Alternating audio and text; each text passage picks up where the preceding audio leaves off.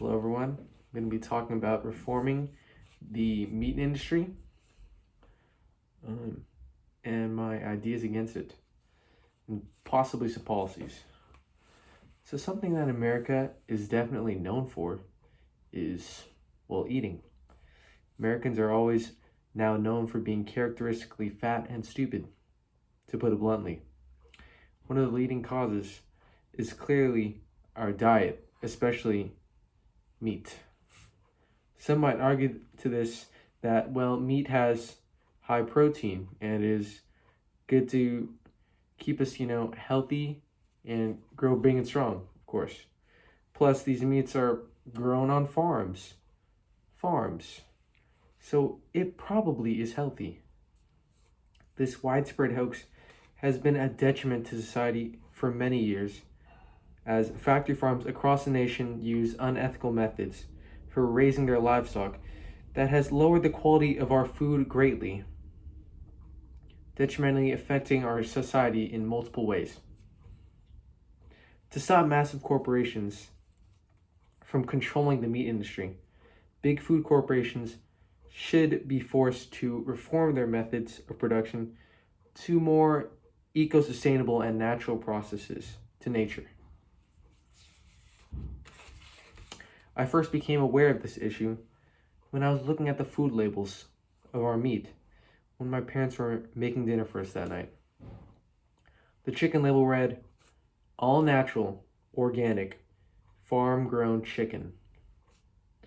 I asked my mom if she knew where this chicken actually came from, as I'd recently done a few research reports on farming, and if it was a local farm where it came from.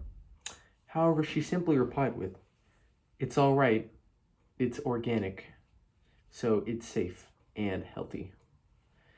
At this point, I understood that there was a problem with what people knew about their food, and there was a clear disconnect. In my talk today, I will describe the current methods of factory farms that are being implemented and how we can possibly reform those methods to more eco-friendly ways to raise livestock and produce meat that can benefit everyone in society, both with their health and generally their health. The main problem is, as I stated, the methods utilized by factory farms, which are extremely detrimental to the health of the people in the United States. The treatment of livestock in these factory farms is unsanitary and unethical. Factory farms run by production corporations known as the Big Four of meat, which would be Tyson, a chicken brand, producing a lot of meat for companies such as McDonald's, or Tyson in their personal grocery stores like Lucky's or Safeway, Cargill, JBS, as well as National Beef.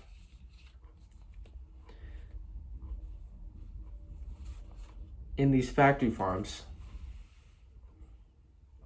they use many unethical and unsanitary methods for live animals that we eat. And they're labeled as farms simply because they can and no one else knows about it. In the article, Factory Farming in the Developing World, the author describes how many factory farms in the United States operate with their animals.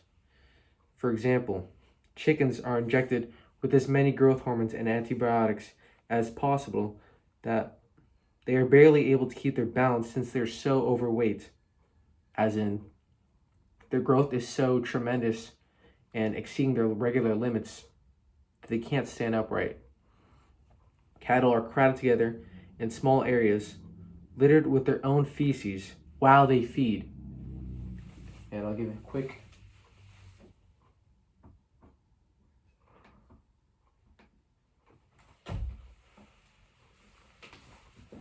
example. As you can see, the cows are all standing next to each other and barely unable to move, standing in their own feces. This might be a problem as they're feeding right over very bacterial substance of poop.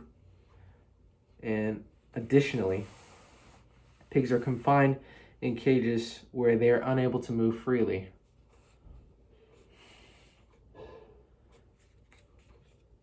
These methods, of course, have negative health effects. In the article Pesticides and the Immune System, the Public Health Risks, it details that our immune systems can be suppressed by the pesticides used on farm animals. Many of these antibiotics and pesticides we don't know the full implications of and the full details, but we simply use them to increase the production and just produce more animals, grow them faster, that we just simply use them without learning about the consequences. Additionally, according to the article, the use of drugs in food animals, benefits and risks, and overuse of antibiotics can lead to the development of drug-resistant strains of the disease, which are transmitted to humans through the consumption of these farm animals. Clearly, if you overuse something such as an antibiotic on yourself, you can grow some resistance. And it's the same thing with animals. After you overuse antibiotics countlessly on chickens and cows for growth, it can be transmitted to us after we eat those very animals. Besides this, further diseases can be shown. Chickens, when they're clustered up, many overhead diseases can be found, such as salmonella and spread, being so close together. E. coli is additionally easy to form when cows are standing in their own feces as well as feeding on corn, which is something they're not naturally meant to do. They're meant to eat grass, right? Well, they eat corn, which is much easier to produce for farmers, and cows are not supposed to eat corn.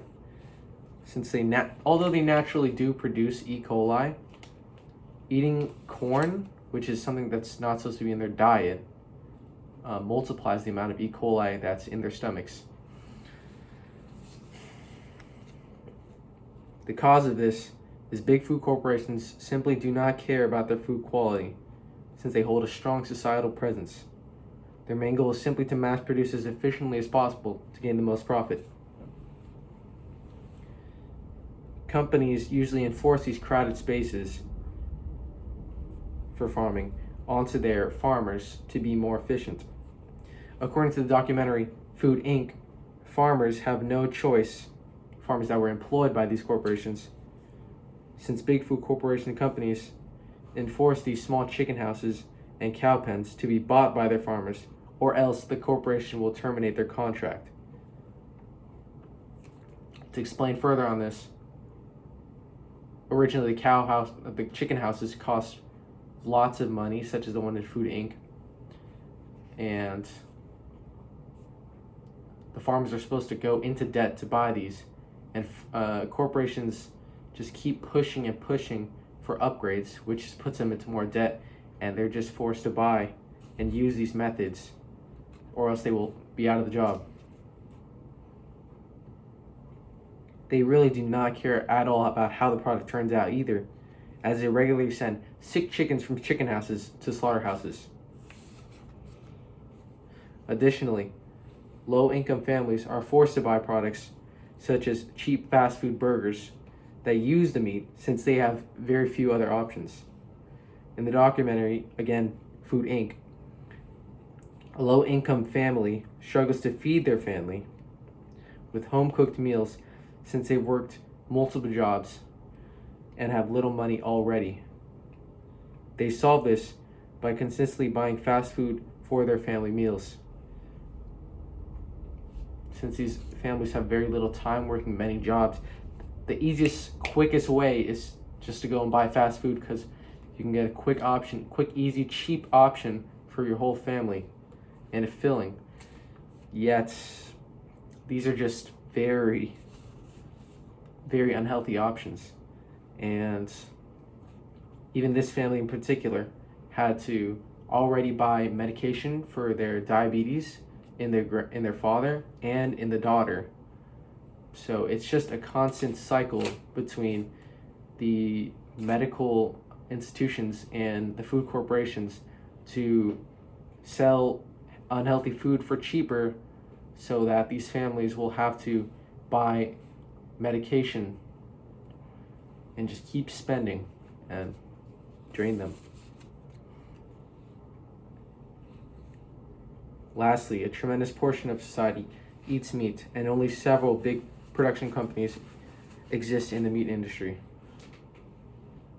According to the article, How Sustainable Agriculture Can Address the Environment and Human Health Harms of Industrial Agriculture, in the United States, the average adult, male and female, consumes 154% and 127% of their required protein intake, and the average American acquires 67% of that from animal consumption, which is 33% higher than the rest of the world.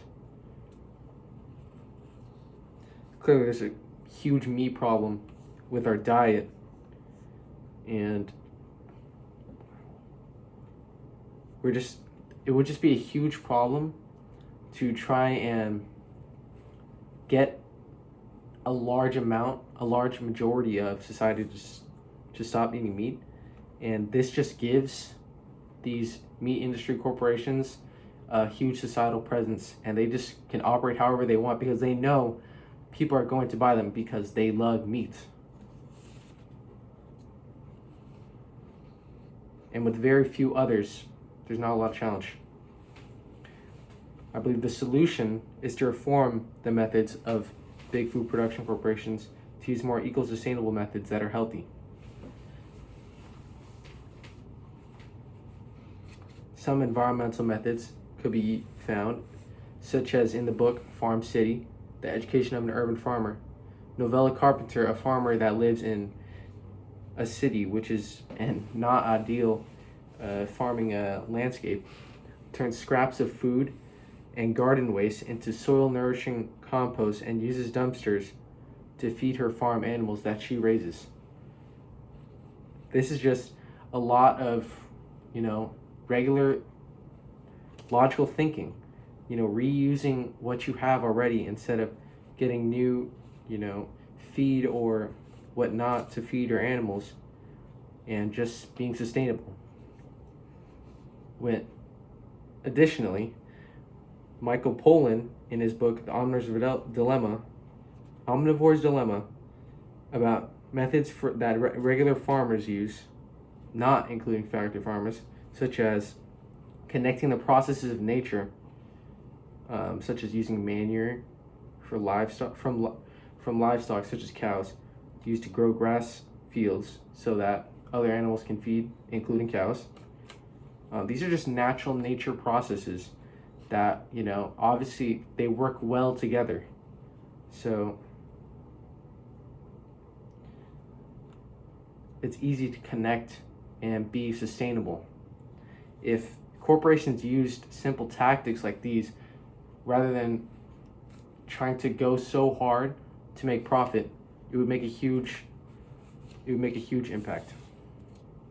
Additionally, a possible solution is to lower prices on healthy foods.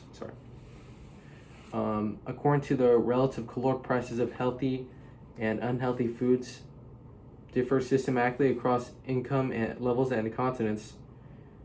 After a study on 657 standardized food products in 176 countries, many healthy goods are as much as 10 times as expensive as unhealthy alternatives, such as egg or milk.